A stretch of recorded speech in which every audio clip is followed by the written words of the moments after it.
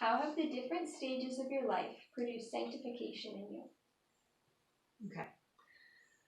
So we're going to go back to before I was married. I was raised in a household where we went to church every Sunday, but there wasn't a whole lot of Bible reading, devotions, teaching at home. I was taught to be a morally good person. My parents would have been considered good people by everybody around us, and we're very community oriented and those types of things. I think that was a stage of helping me just learn to think of other people. It wasn't necessarily through Christ's example, like I just explained in the last question, but seeing needs around me. I know that there's not families that do that. So I am grateful for the example from my parents to look and see how you could help people around you.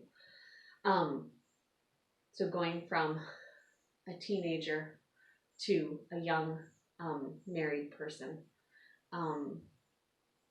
definitely learning how to lay down my selfish desires in a lot of ways.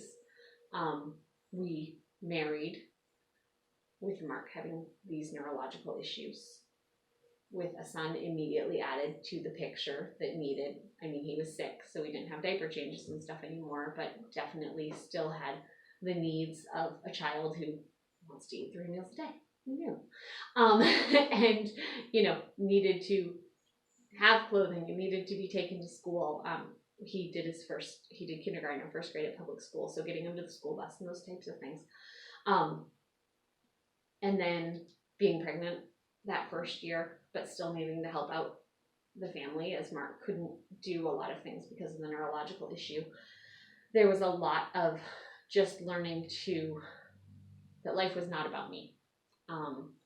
In high school, I was allowed to, like I was saying, I went to the things about government and I went to the sports teams things, and it was all things I was interested in.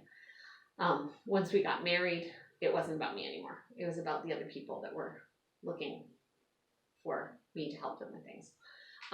Not in a bad way. They weren't being greedy or selfish. It was just, as a mom, you have to do certain things. Also, a way that God used that was we had a very limited income. When we got married, Mark was put on disability like just a few months afterwards. And I, from a family that had plenty, and we could just go to the store and get what we wanted, to we had to really watch the budget, and ramen noodles became a main staple in our house because I could cook them. So learning to be content with the things that God had given us.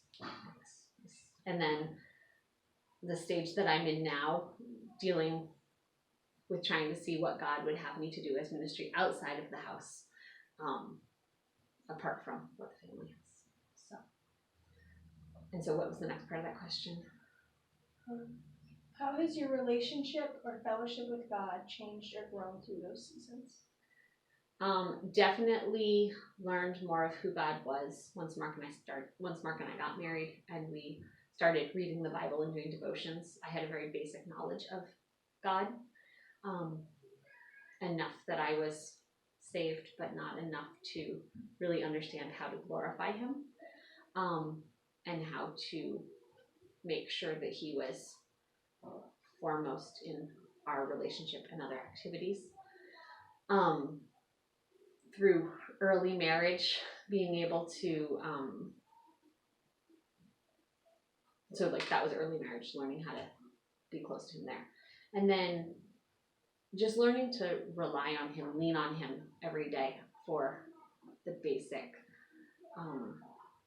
strength to get through the day. Because there are times where I'm tired and I really would like to go curl up in bed and take a nap, but there's people who are relying on me. And I'm not saying any of this to say don't take care of yourself. There is a point that you need to make sure that you take care of yourself, because you can't help people when you're an empty cup. But I think people take that too quick to be like, well, I'm feeling a little tired, so I'm going to put my needs in front of everyone else's. I think it's a fine line, but learning to ask God, what would you have for me today? and push me in the right direction. You can ask me the one question I'm having a hard time answering because I don't feel like I have a mother in the faith.